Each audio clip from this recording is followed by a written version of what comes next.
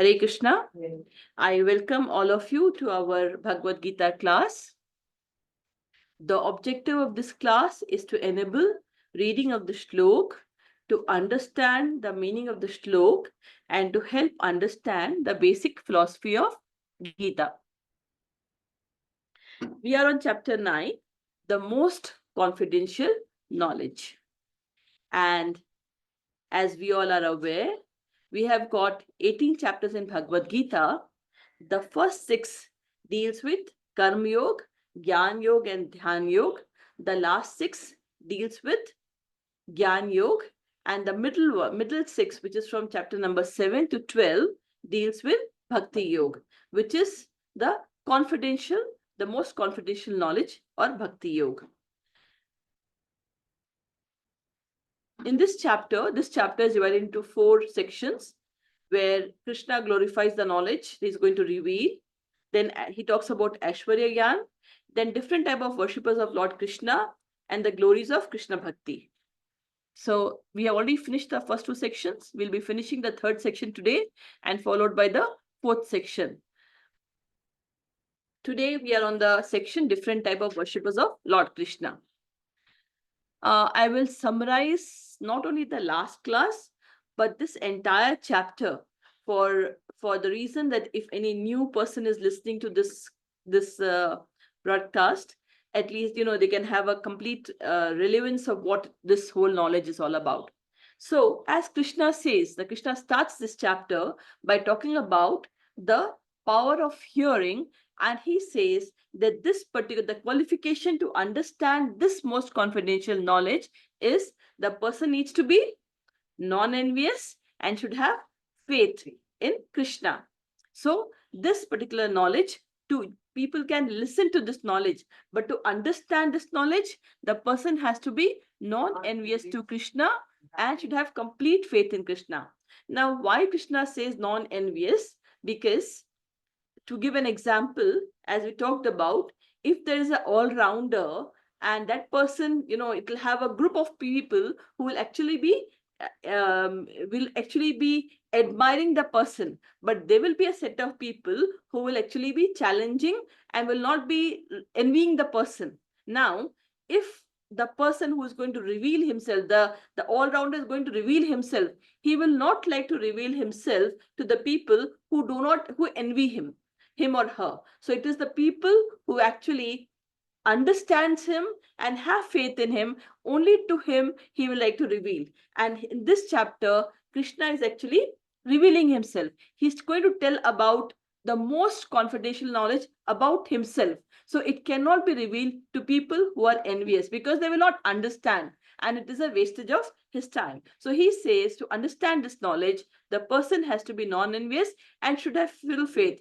And again, he qualifies the faith. How much faith? And to understand the faith, we talked about a story about the Brahmin and the cobbler. The Brahmin was a Vedic guru. He knew the entire Vedas. He knew that, but he never understood the essence of the Vedas. He was puffed up by the knowledge of the Veda. And cobbler, who was a very, very poor person, but he was always remembering God and always had Krishna in his heart. And when Narad Muni was going to Vaikunt, they both asked him to check when are they going to get liberation. And Krishna said that, okay, the Brahmin may take multiple years, but for the cobbler, it is going to be this year. And to check this faith, and Narad Muni was surprised. So he asked, why is it so? He says, okay, you just go and ask them this particular question, that when they ask you what they are doing, what he was doing, just tell them that I was taking an elephant from a needle hole. An elephant from a needle hole. And what did the Brahmin say?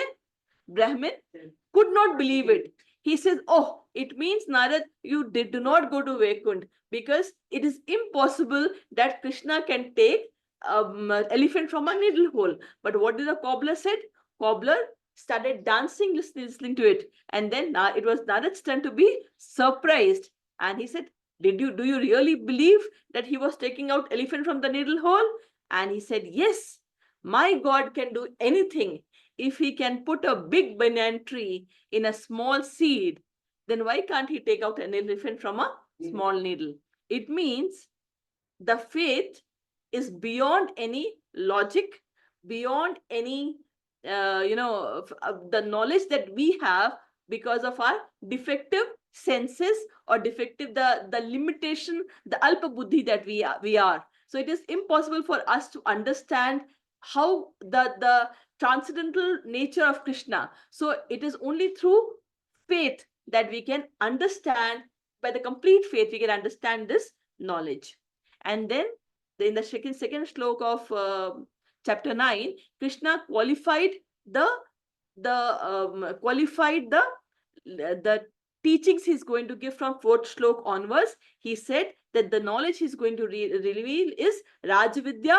It is the king of all knowledge because it can help you to break the cycle of birth and death. And then he said it is the most secret knowledge because it talks about soul, and then how to liberate the soul. That's why it is the most secret knowledge. It is a pavitram, it is the purest knowledge, and it is the uttamam, it is the best knowledge because it can help even the most fallen people to cross the ocean of birth and death. And similarly, he says, Pratyaksha dharmam. This is dharm. This is the highest dharm, and also it gives you highest happiness. Susukham kartum avyayam. It is eternal knowledge because once you get this knowledge, it is not limited to this life, but because it is a knowledge of soul, and soul is a part of Krishna. And what is the final destination of soul? Is to go back to Godhead. So it can travel. This knowledge travels with you. Yeah, it is eternal knowledge. And then after that, from fourth slok onwards, Krishna explains about the Aishwarya Gyan. Aishwarya Gyan is that he is the cause of all causes. He is the origin, and he is the one who destroyed, right? But he says, although everything is created by me, but then I am not influenced by this knowledge. I am aloof. Everything, all this cosmic manifestation is because of me, but I am not I'm aloof from this, right? And then he talks about the material prakriti suyate sacharachara hetu nanena kaunteya jagat vivartate. Maya adhyakshan prakriti. It means this material nature is under my supervision, it is under my control. And suyate sacharachara, and all char and achar, or living and achar, non-living things are actually created, is controlled by me, and it is under my influence. And then he started talking about the various types of worshippers when of Krishna. He says, when I come in the human form on this earth, it is the fools who think that I'm an ordinary human.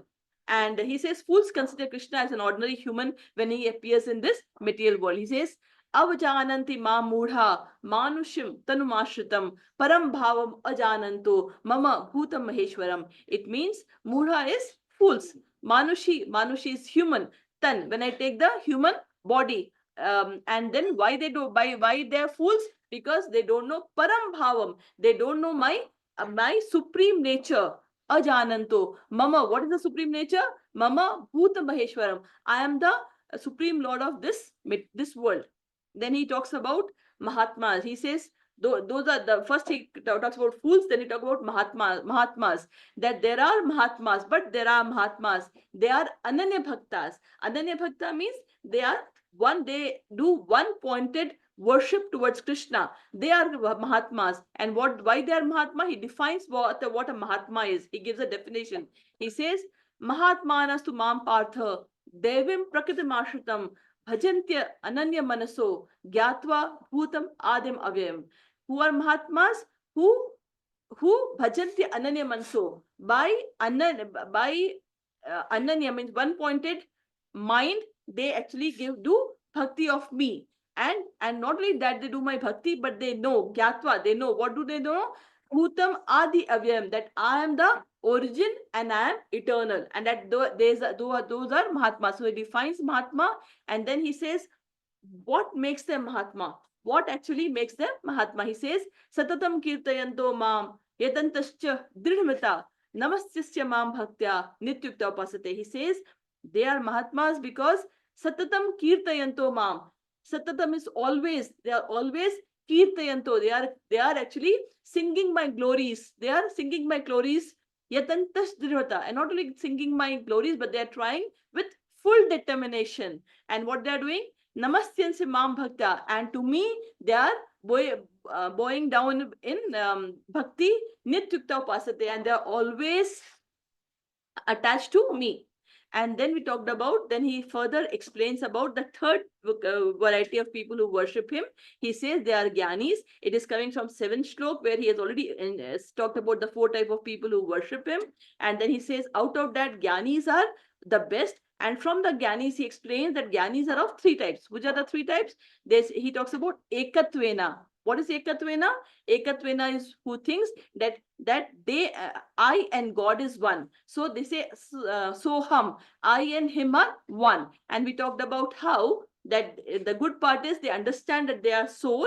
They have the knowledge. They understand that they are not this material body, but the soul. But their understanding that they and God is one is wrong, because it is like comparing an ocean with a drop of ocean. So qualitatively, they are one. The quality of the drop of water will remain same as the ocean. But if you look at the size, you can't compare, right? Then we talked about Prithakvena. Prithakvena are people who worship different type of gods, not knowing who is the supreme. And then he talks about Vishwato Mukham, the universal form.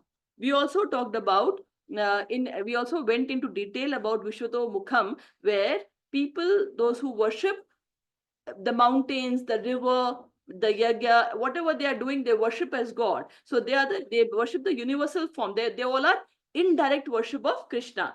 And then we talked about Devta worship. We went to the first 2 shlok of Devta worship, where Krishna talked about that there are people, what they do, they are actually doing lot of yagya, and they are doing lot of yagya as per the karm kand of Vedas, because karm kand of Vedas talks about how we can do various types of yagya. They are doing that, but they are praying to get heaven. And what is heaven? It is just the third phase. We talked about the 14 law, and it is the just third after bhu bhuva swa, the third one. And they worship to get heaven, and but they are still in this material world. And what is happening? They Once they do all these, they get when they are able to accumulate enough credits, they actually go to the swarg. They enjoy there, and when their credits is over, they actually fall down to earth and again get into the cycle of birth and death. So they don't get liberated, they only get what you call promoted to a higher material happiness. That's what will happen by doing the devta worship focus to the karam kand of Vedas, right? And then we talked about the stroke number 22, where Krishna says, but there are people, and he says, Ananyas chintayanto mam ye jana paripasate tesham nityabhiyuktanam yoga shebam vahamyam. He says, but there are people, Ananyas chintayanto mam, they worship me again with Ananya Chinta, with one pointed attention. And what do they do? Tesham nityabhiyuktanam. They are always nitya, they are worshipping Krishna. And then what happens to them? Yoga Kshema Vahamyaham. Yoga is they are connected to me. Kshemam is I protect them. Vahamyam is I carry what they lack and preserve what they have. So, but those who always worship me with exclusive devotion, meditating on my transcendental form, to them I carry what they lack and I preserve what they have. So this is what we finished in the last class. And now we move to the 23rd shlok. So please repeat after me. येप्य अन्य देवता भक्ता यजन्ते श्रद्धयान्विताः ते अपि मामेव कौन्तेय यजन्त्य अवधिपूर्वकम् येप्य अन्य देवता भक्ता यजन्ते श्रद्धान्विताः ते अपि मामेव कौन्तेय yajantya avidhipurvakam. Mataji. Yepya anya devata bhakta yajante shraddhayanvita te api mameva kaunteya yajantya avidhipurvakam. So now here Krishna says, now it's talking about worshipping the multiple devata. He says there are people who worship the Anya devata. They don't worship me, but they worship other devatas, and they do it bhakti purvak, with all the shraddha, with what shraddha they have shraddha in them, and they worship them.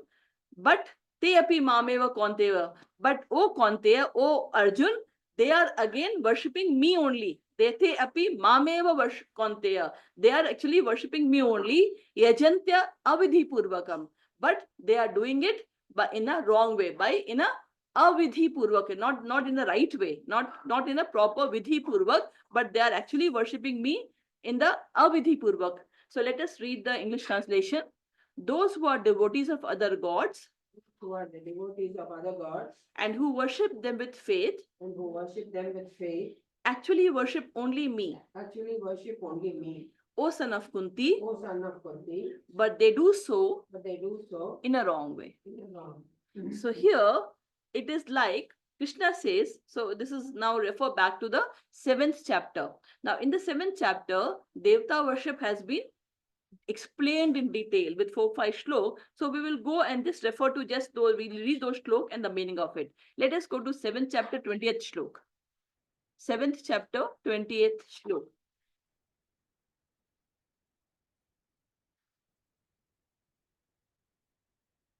There are 5 shlok, we'll just read that.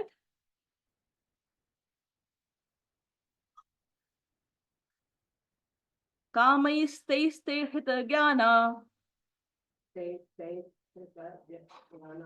prapadyante anya devata tam tam niyamam asthaya prakritya niyata swaya. So he says, Krishna says, Kamaistair hita jnana. Jnana means knowledge, and hita means stolen. So their knowledge is stolen by what? By kam, by material desires. Kam is desire. So those the people whose knowledge is stolen by material desire, prapadyante means they surrender to what? What do they surrender? To anya devata, to other god. They surrender to other devata, and then tam niyamam asthaye and prakritya nihata swaya, and then they worship them as per their nature. The English translation is, those whose intelligence has been stolen by material desires surrender unto demigods and follow the particular rules and regulation of worship according to their own nature. Right? So such people have faith in other devata, and what they do based on their nature, whatever their nature is, accordingly they surrender to other gods, and they basically, why do they surrender to them? Because they want some material pleasure. So to get that material pleasure, they surrender to them and worship them according to their rules and regulation. Then we go to the next shlok, which is 21st shlok. Yo yam tanu bhakta shraddhaya chitumar ichhati tasya chalam shraddham tameva vidhamyaham. Yo yam tanum bhakta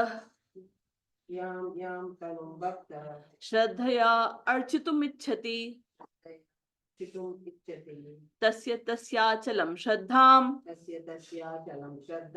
tameva vidhamyaham. So Krishna says, I am in everyone's heart as a super soul. As soon as one desire to worship some demigod, I make his or her faith steady so that he can devote himself to that particular deity. Now, as soon as based on the nature, the person gets faith in a particular god, what does Krishna do? Krishna actually makes, because Krishna is in the heart as super soul, as Paramatma. So because he is in the heart as super soul, he understands the desire of the soul. And because the soul has a desire to worship a particular god, what does Krishna do? Krishna puts more shraddha, more faith for that god, and then that person, and basically then that person starts worshipping that particular devata. Let's go to the next slok. Sataya shraddhaya yuktas तया श्रद्धया युक्तः tasya aradhamihate तस्या आराधनं क्रियते labhate cha tatah kaman ते च ततः कामान् eva vihitan himtan. विहितान् हितान्. So here Krishna says, Sataya Shraddhaya Yukta. Now that person with full faith, Shraddhaya Yukta, with full Shraddha, Tasya Adhamite, he'll be actually devoted to that particular demigod, and then what will happen? Labhate, will get. What will get? Cha Tatah Kaman. Whatever desires they had for that particular, from their data, they will actually get that particular desires. But Kama Amaiva Vihitan Himtan. But actually, all those desires have been fulfilled by to them by me only. So the English translation is, endowed with such a faith, Endowed with such a faith, he endeavors to worship a particular demigod he endeavors to worship a particular demigod and obtains his desires. and obtains his desires. But in actuality, But in actuality, these benefits these benefits are bestowed by me alone. are bestowed by me alone. Then he says, Antvatu phalam tesham Antavattu phalam tesam tad bhaktya alpamedhasa tatpatya alpamedhasam devan devijo yanti devan devai yanti madbhakta yanti mamapi. madbhakta yanti mam api Antvatu phalam tesham antavattu phalam etesam tad bhaktya alpamedhasam tadbhaktya alpamedasam devan devayajo yanti devan devaya yanti madbhakta yanti mamapi. madbhakta yanti mam api. Now here Krishna says alpa medhasa. Alpa means less and medhasa means intelligent. So he says people with small intelligence, with less intelligence, what do? They worship the devata, and then what happened? Antvatu phalam tesham. They have asked for material desires, right? They have asked for material desires. Now that desire that they have got is also Antvantu. It is temporary, it is not permanent. Antvatu, it has a temporary limited phalam. The fruits, the desire that they get is also temporary.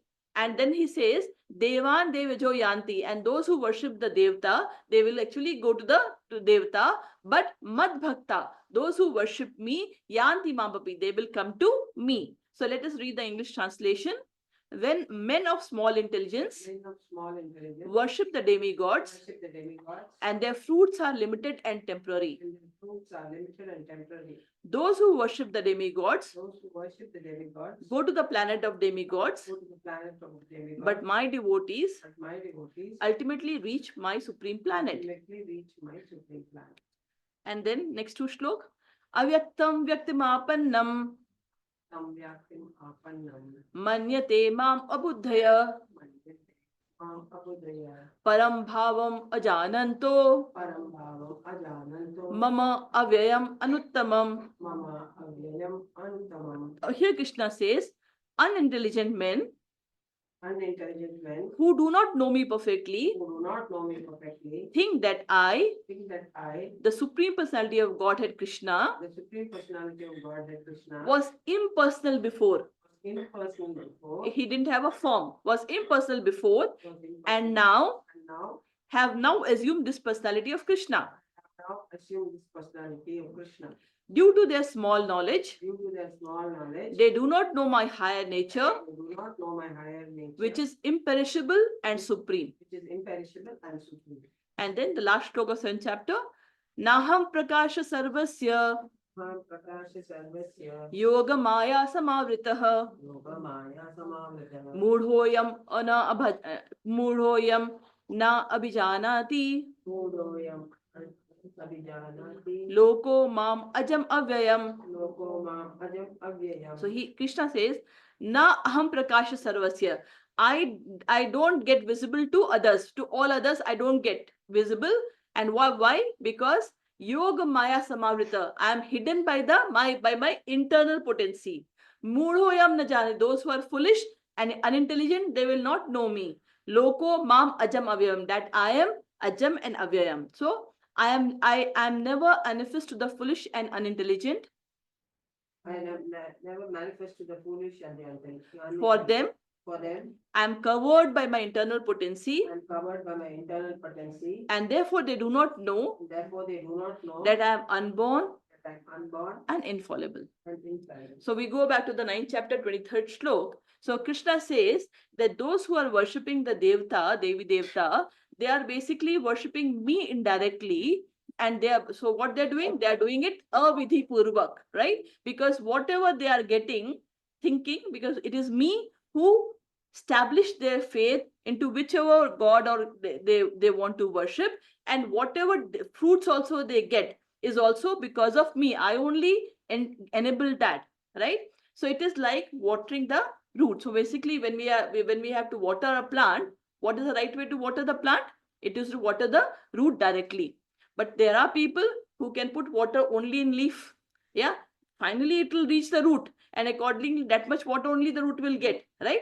So it is, you're indirectly watering the plant, isn't it? So that is what it is. When Krishna says, then when you're actually worshiping the Devi Devatas, and because of your material desires, finally everything is coming through me. But that's why it is avidhi purvak. It is like when you have to give the food, what do? We eat so that we give food to stomach, right? But then that is the right way. But imagine if you start giving food to hand or start giving food to legs, that is not the right way, right? That's why he says worshipping that is avidhi purvak, right? Yeah, and he has already told in the 7th chapter 14th shlok, he says, Devi Hesha Gurumai Mama Maya Duratya Mameva Ye Prapadyante Maya Metam Tarantite. He says that this material world, basically it's basically it is my this material world is actually managed by Durga Devi, right? And she is one of my divine energy. And it is extremely difficult to cross the Maya of Mahamaya. Mahamaya is who? Durga Devi. It is extremely difficult. Mama Maya Duratraya. Duratraya is extremely difficult to cross this material world, which is actually covered by, which is managed by Durga Devi. And he says, Mameva ye prapadyante. Prapadyante means surrender. Mam eva. Those who surrender to me. Mameva ye prapadyante. Mayam me tam tarantite. So those who surrender to me, I help them to cross this material world, because Maya is also, Mahamaya is also one of my energy, right? So this is the 24th shlok. Yeah, so now we go to the 24th shlok. Aham hi sarva yajnanam Aham hi sarva yajnanam bhoktam cha prabhureva cha bhoktam cha prabhureva cha na tu mam abhijananti tu mam abhijananti tatvenat aschyavantite. Aham hi sarva yajnanam Aham hi sarva yajnanam bhokta cha prabhureva cha bhokta cha prabhureva cha na tu mam abhijananti na tu mam abhijananti tatvenat nataschyavantite. Mataji. Aham hi sarva yajnanam Aham hi sarva yajnanam bhokta cha prabhureva cha bhokta cha prabhureva cha na tu mam abhijananti na tu mam abhijananti tatvena venatasya avantite. tatvenashchavantite. So Krishna here says, Aham hi sarva yajnanam bhokta cha prabhureche. I am the only one who is of all sarva yajnanam. For all the yajna that is being done, I am the bhokta. I am the enjoyer. And I am the prabhur. I am also the master of whatever yajna, everything is done, that is for me. I am actually the bhokta. I am the enjoyer and I am the master. Na tu mama vijananti. But those who don't Ajana, they don't understand that my tattva. Tattve nath, then what happened? They chavantite, they actually fall down. So let's read the translation. I am the only enjoyer I'm the enjoyer. and master of all sacrifices. Therefore, those Therefore, those who do not recognize my true transcendental nature who do not recognize my true transcendental nature falls down, fall. right? So let's go to the next slok. Yanti devavrata devan Yanti deva vrata devan. pitrin yanti pritrvrata Pitre yanti pitrvrata. bhutani yanti bhutejya Bhutani yanti bhutejya. yanti madhyajinopi mam Yanti madhyakvinopi mam. yanti devavrata devan Yanti deva vrata devan. pitrin yanti pritrvrata Pitrin yanti pitrvrata. bhutani yanti bhutejya Bhutani yanti bhuteya. yanti madhyajinopi mam.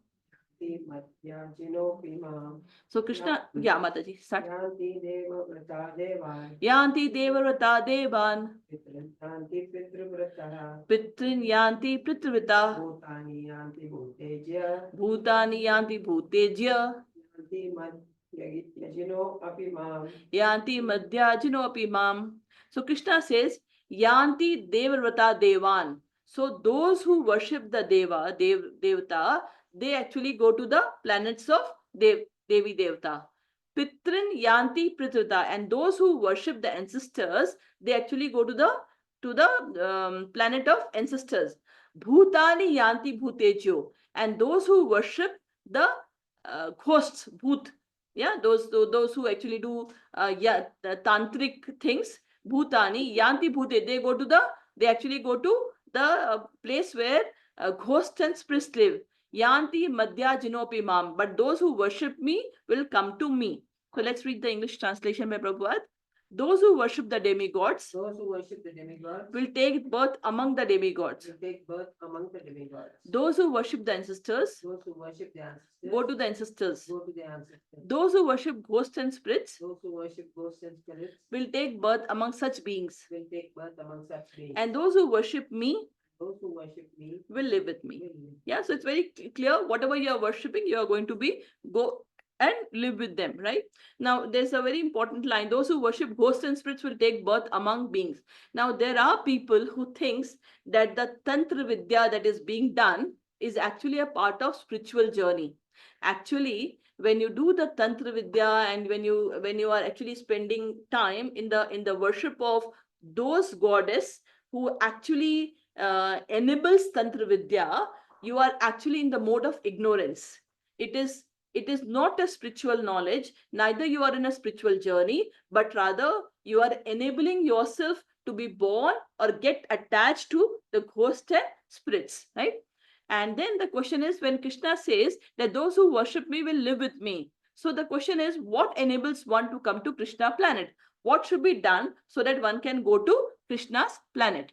So now this is the last section of this chapter where it talks about glories of Krishna Bhakti, right? So we'll start at these all strokes are very, very important, and we'll start understanding how we can actually go to Krishna's planet, which will enable us to come out of the bondage of birth and death. Shlok number 26. Patram pushpam phalam toyam Patram pushpam phalam toyam yo me bhaktya prayachati yo me bhaktya prayachati tadaham bhaktya upahritam tataham bhaktya upahritam ashnami prayatatmanah. asnami prayatatmanah. Patram pushpam phalam toyam Patram pushpam phalam toyam yo me bhaktya prayachati yo me bhaktya prayachati tadaham bhaktya upahritam tataham bhaktya upahritam ashnami prayatatmanah. asnami prayatatmanah. Patram pushpam phalam toyam Patram pushpam phalam toyam yo me bhaktya prayachati yo me bhaktya prayachati tataham bhaktya upahritam tadaham bhaktya upahritam asnami prayatatmanah. ashnami prayatatmanah. So Krishna says, Patram, leaf. pushpam, flowers, phalam, fruits, toyam, water, anything, yo, me bhaktya prayachati, those who offer this to me with love. Tadaham, to that, bhaktya uprahitam. Uprahitam is offered by bhakti. Ashnami, is eat. Prayatatmana. Prayatatmana is someone who is in bhakti, in pure consciousness. So let us read the translation. If one offers me with love, one offers me with love and devotion, a a leaf, a flower, a fruit, or water, I will accept it. Yeah. So this is the first sloka of this bhakti. Now the question is, does Krishna needs anything? Yeah. When Krishna is the cause of all causes, when everything is originated and resolved by Krishna, then why is he saying that only you give me patram pushpam phalam toyam, I'm happy? Why is it so? When everything is his, he doesn't need anything. But still he says, patram pushpam phalam toyam, yo me bhaktya prechati. Whatever you give me with bhakti, with love. What is bhakti? Bhakti is actually love. Love for Krishna. He says, whatever you give, when you will offer it with love and with pure consciousness, what will do? I will accept it. So what Krishna needs is, he needs only love. He only needs love. If you notice in this shlok, bhakti, bhaktya has come twice. How you are giving it, it is with love, and because it is giving by bhakt, he will accept it. Right? He's saying that. So you can compare it to a rich father, a father who has got, say, 5 sons and has got all the properties. Very natural. What will happen? The father's property belongs to the son. He has given all of them and he's given very good food to all of them. Now what happens? Father has given, each of them has taken and started enjoying. No one is bothered about father. No one is bothered about father. But one of them says, okay, father, right? The 4 of them is not bothered, but the 5th one says, father, all this is yours only. Come stay with me and take everything with love. He's offering whatever he's cooking, is offering with love. So what will happen? The father will be attached and happy with him, right? So Krishna doesn't want anything because everything is his. He has given whatever we are enjoying, everything is his. We are enjoying that. What we are doing, we have forgotten him. Yeah. So he says, but those with no personal motivation. So what he's saying, those who come to me, not asking for, Krishna, I'm come to your temple because you give me this. No, they don't need anything from you. They don't have any desire. What they have a desire, their desire is only to be with Krishna. To fulfill his desire is their desire.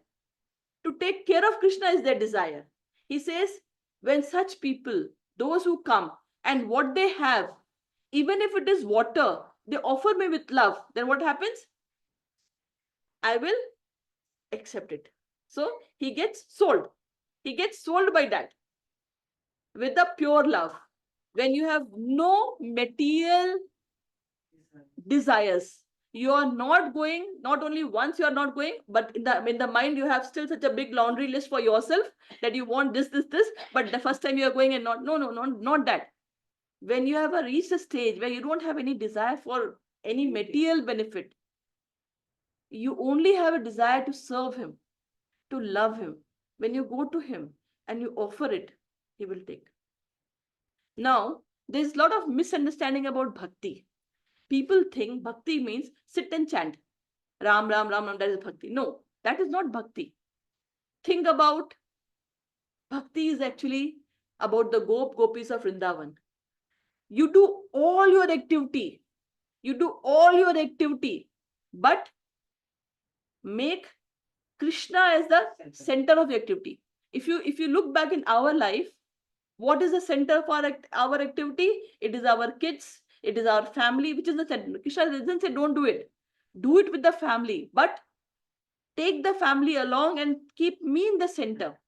Whatever you're doing should be for me, with no expectation. If you have an expectation, he doesn't want from you. Yeah. Not only you, along with your family, when you live a life where Krishna is in the center of your family and you're living your life, you are doing all those activities, whatever you're doing is actually offered to Krishna. You are cooking for Krishna and then eating whatever it is left, that is prasad. You're working for Krishna. Whatever you're working, you actually, whatever you offer the things to Krishna, all your family members are nothing but gift of Krishna to you. That is the relation of you with your family members. Take as much care as you can for the gift that you have given by Krishna to you. Yeah, because you have to most honestly work, because you are also working for Krishna. Whatever money you will get, you have to sleep, because if you don't sleep, you will not be fresh in the morning to get up and work for Krishna. Right? If you don't sleep properly in the morning, you're not fresh to work for Krishna. So sleeping also is a part of bhakti. Eating is also a part of bhakti. Working is also a part of bhakti. If you don't work, how will you take care of your family members, who are again a gift of Krishna to you? When you have that bhav, that is bhakti. You are actually doing everything that any human being does, any normal, but nothing is selfish. It is not for me and mine. Our life, if you see, it is only for me and mine, or I. No, that is a selfish life. Bhakti is everything is for Krishna, but living whatever you're doing for Krishna, right? That is, so no personal motivation. That is called ahati ki bhakti. Now, Kunti says in Bhagavatam, in the first canto of Bhagavatam, there's a beautiful poem, prayer of Kunti, and she says, she's actually praying to Krishna. She says that, sometimes a high birth, when you are born in a family of a Brahmin, and when you have received lot of high education, when you are very beautiful and you have all big wealth, all these actually becomes a problem for going into bhakti. Because when you are born in a high, when you have a high birth in a Brahmin, you are puffed up. You cannot lower your ego is so high. I have so much knowledge, right? So your ego is so high that you're not able to be humble. For bhakti, you have to be humble, right? Then education, this high education makes you puffed up. You get a lot of wealth, but what are you doing? It is all material. And it can just go away like this. COVID taught us, right? COVID taught us. Yeah. So if you live a life with Krishna in the center and do everything, that is the right way of living. That's what Gita says, right? So does it mean that if people have high birth, they are rich, they cannot be bhakt? No, it is not so. Think about Yudhishthira Maharaj. Think about all the big kings. They had been. Think about Prahlad. Think about, they all were great bhakts. But the meaning of it is that you have everything. You have all the material desires. Well, you have all the material pleasure. But nothing belongs to me. Nothing is mine. It is all Krishna. It has been given to you to use it. He can take it any day. It doesn't matter. That, with that sense, when you live, that is bhakti. Because it doesn't matter to you. Today you may have Rolls Royce. Tomorrow Rolls Royce is gone. Doesn't matter to you. Because Krishna had given to you, Krishna has taken away. Doesn't matter. Your life should be lived in such a simple way that whether Rolls Royce is there or not, it should not matter to you. Right? That is bhakti. Think about the story of Duryodhan. I'll tell you a story about Duryodhan and Vidur. So what happened? When Krishna, when it was Kurukshetra war, and Krishna finally decided to go as a peace messenger to try his best to stop the Kurukshetra war. So when he went there, now there in the camp of Duryodhan, everyone was talking and telling that, if Krishna can be brought to our side, then definitely we have won the war. He is the one person that has to be cracked. And now this is the opportunity, because he's coming here. We have to ensure that Krishna comes to us. And what did Duryodhan do? Duryodhan actually created a huge feast. He arranged a huge feast for Krishna. Yeah. And when Krishna came, he didn't even look at the food. And what did he do? He went to Vidur's house and he had the banana leaf. His wife was never expecting Krishna. And instead of giving banana, she actually kept on giving him leaf and throwing the banana. And Vidur said, "What are you doing?" When he came in, right? So that is bhakti. You cannot buy Krishna from wealth. He only needs love. He only needs love. Yeah. No amount of education, no, because those education are all material education. Yeah. So if that realization you have, then you can become bhakt, right? So then remember the story of Gajendra and crocodile. What happened? What did Gajendra do? How did he become free? He just offered the flower to Vishnu, and immediately he came down and freed him. So Patram Pushpam. Think about Shabri. What did Shabri do? She gave all bear that to cut all whatever jute bear she gave, right? Yeah. She had tasted it. And what did Ram do? Wherever he went, he always talked about the glories of the food that was given by Shabri. Isn't it? So what you need is bhakti, right? So that's what Krishna says, that patram pushpam phalam toyam yo me bhaktya prayachati. Those who can give me by bhakti. Tadaham bhaktya upahitam ashnami. Ashnami, I'll eat it, pratatmana. There's a story of a South India. In South India, there was a Brahmin. He was a great bhakt, but then he was extremely poor. He was so poor that he himself could not afford to eat properly. But he used to always go to satsang, he used to listen, and he used to see in the temple how they used to honor the prasadam to Krishna. So he always wished, if only he could do it. If only he could do it. So what he did? So one day, I mean, he used to be a great bhakt. What he did? He started from his mind, he started making all the whatever he wished to. He first decorated the god the way he wanted. He got the best ornaments that he could think from his mind, and he offered everything to the Lord. And then he made chappan bhog, 56 type of items. He tried to offer that. Then he was cooking sweet rice, and he thought, oh, probably, he was making the sweet rice and he was about to give that to Krishna. But then he realized, oh, maybe it's hot, and he put his finger inside the sweet rice.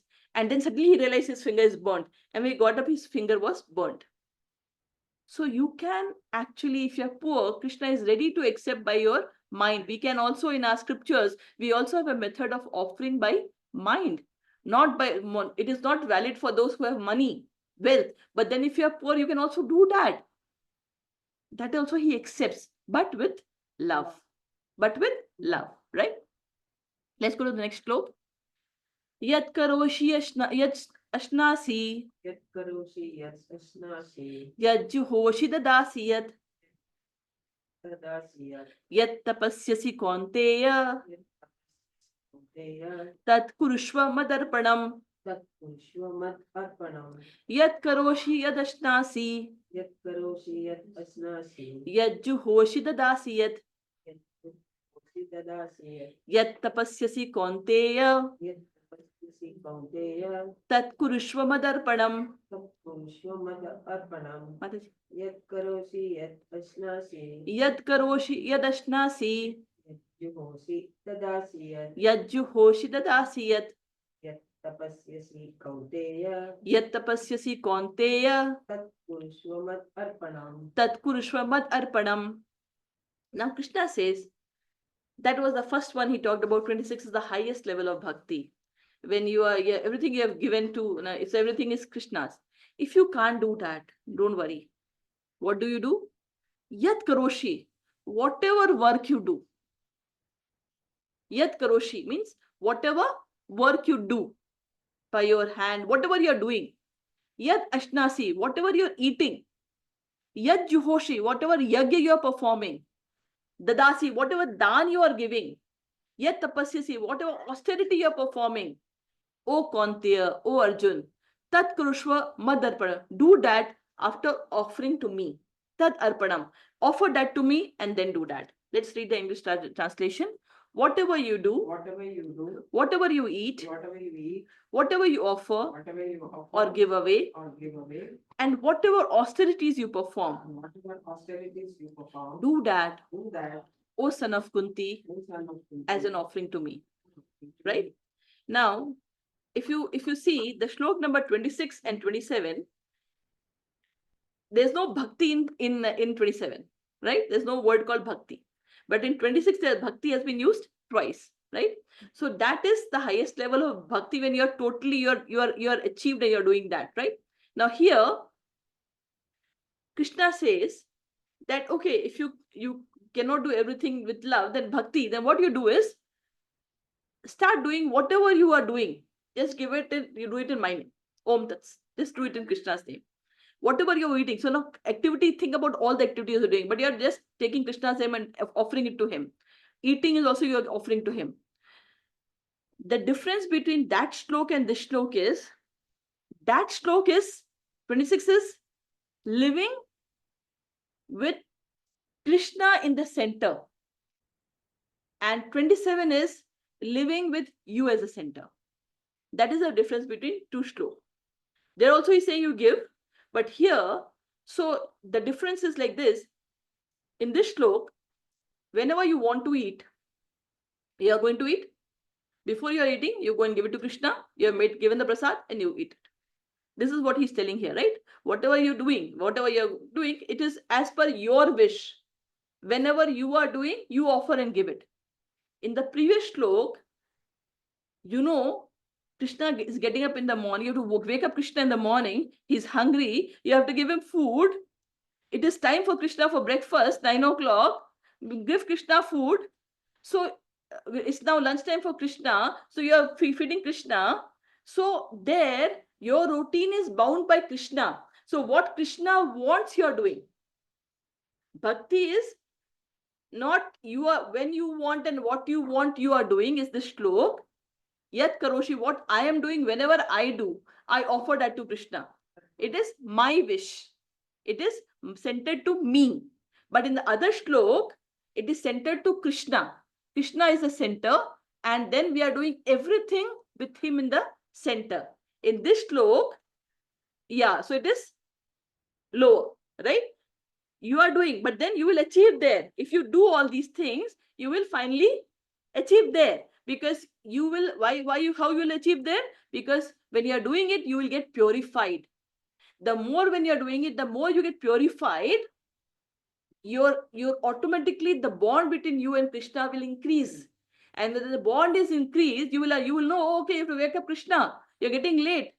You sleep, you'll wake up from, it's now 3:30, you have to get up because you have to take care of Krishna. So you will be in that mood, right? And if you remember in third chapter, we had read 2 shlok, which I wanted to bring it here. Krishna had said that when he had, when we all wanted, we conditioned soul, wanted to come to this material world, he, along with sending us to material world, he also sent Veda. Why did he send Vedas? Because through Vedas, we can actually perform the yajna for various demigods. I have already explained how exactly the whole corporate world is. The entire world, the entire the Devi Devta that we have is like a corporate world. We have the head, and then we have departments, and for each department there's a like Saraswati Mataji, she is for studies, Lakshmi ji is for wealth. Similarly, for everything we have different god and goddess, right? Now what Krishna did, he had sent Vedas, and then we had also the process how we can make them happy and get what we want to. That was the thing, right? And then we had the Grihasthashram and Vanaprasthashram. Krishna had told at that point of time, it's a very, I'll read out the shlok. It says, in charge of various necessities of life, the demigods being satisfied by the performance of yajna will supply all necessity to you. But he who enjoys such gifts without offering them to the devata in return is certainly a thief. Krishna says that those who take, enjoy, but does not give back to the Devi Devta, who are they? They are nothing but thieves, because they are just taking and not returning it back to them. And then he says in the next slope following that, he says, the devotees of the Lord are released from all kinds of sins because they eat food which is first offered for sacrifice. Others who prepare food for personal sense enjoyment really eat sin. So if you are eating food and not offering, and without, what you're doing, you are actually accumulating all those in your karma. these are the sins you are accumulating in your karma, right? We go to the 28th slok. Shubha Shubh Phalairevam Subhashu Palayevam Mokshasye Karma Bandhanai Jese Karma Bandhanai Sannyasa Yoga Yuktatma Sannyasa Yoga Yuktatma Vimukta Mam Upaishyasi. Mukto Upaisyasi Shubha Shubh Phalairevam Subhashu Palayevam Mokshase Karma Bandhanai Jese Karma Bandhanai Sannyasa Yoga Yuktatma Sannyasa Yoga Yuktatma Vimukto Mam Upaishyasi. Toma Upaisyasi. So what will happen if you are doing the first two shlok, that is offering to Krishna? He says Shubh Ashubh, whatever Shubh auspicious, whatever Ashubh, Ashubh means inauspicious, Phal, results that has you have achieved, moksha se, from that you will get moksha, liberation.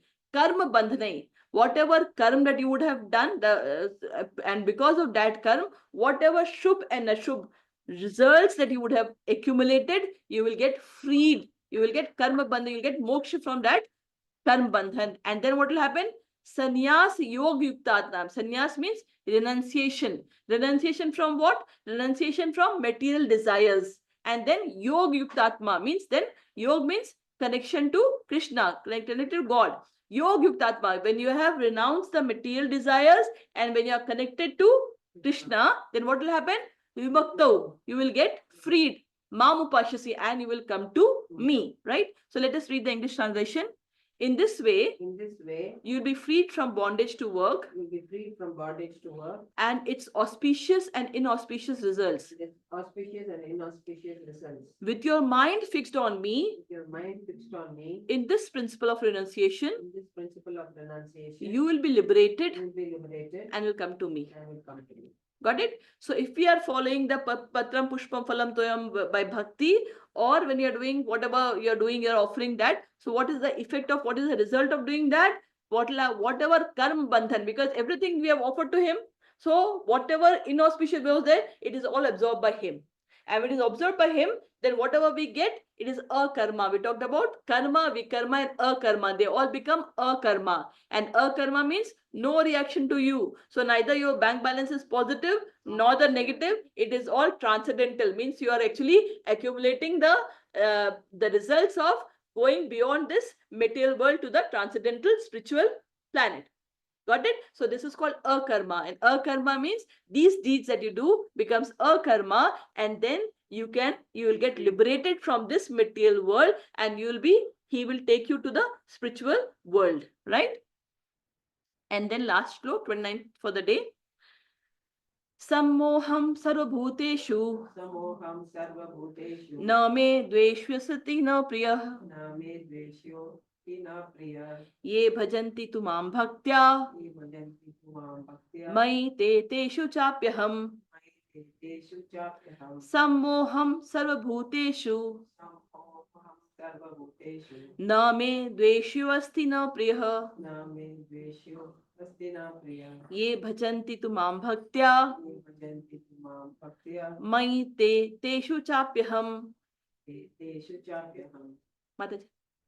Samoham sarvabhuteshu Sammoham sarvabhuteshu na me dveshyo asti na priya na me dvesho asti na priyah ye bhajanti tumam bhaktya ye bhajanti tumam bhaktya teshu chapyaham mai te teshu chapyaham. Now here Krishna says some means equal, some means equal. Aham means I. Sarvabhuteshu means all the living entity. I am equal to all. Na me dvesho asti na priya.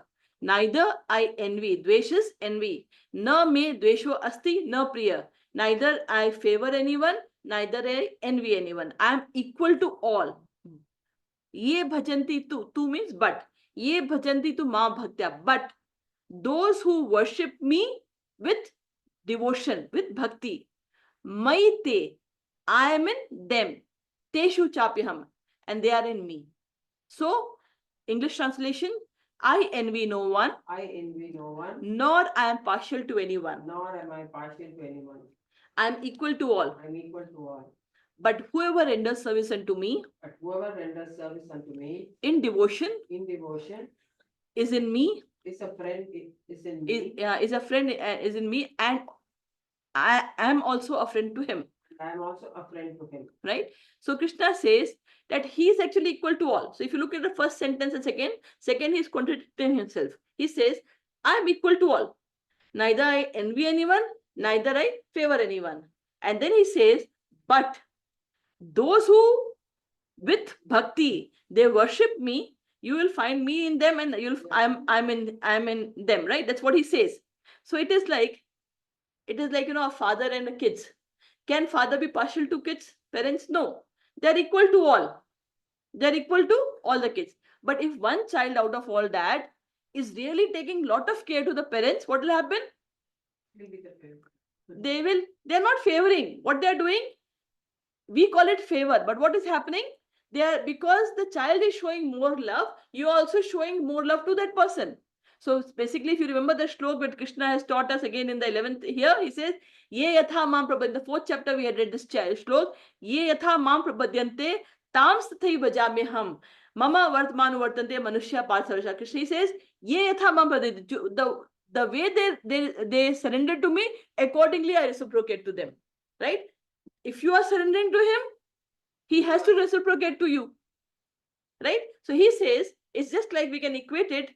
If some child, out of all child, one child is really taking care of your, automatically you will also take care. It is a reciprocal behavior. It is not that you're favoring. Out of all the kids, one child is taking extreme care, so you are just reciprocating the behavior. So he is equal to all. He doesn't internally favor one second, no, but just a reciprocation, just because of that, right? Ye yatha mam prapadyante tam tathai prajayamyam. The way you surrender to me, accordingly I will reciprocate to you. So he says, Sam moham sarvabhuteshu, I am equal to all. Right? And imagine, it's like, there is some great personality. If you are a friend of that personality, and he or she is giving a lecture in a big hall, and if that person, the friend, everyone is calling, but when the friend calls, you'll automatically reply to the friend first. It's a natural tendency, right? So that's what Krishna says. Ye bhajanti tu mam bhaktya. Those who worship me with bhakti, they are in me and I'm in them. That's why Krishna doesn't give bhakti fast. Because once he gives bhakti, he takes care of you. We have just read in the last class that yoga kshemam vahamiham.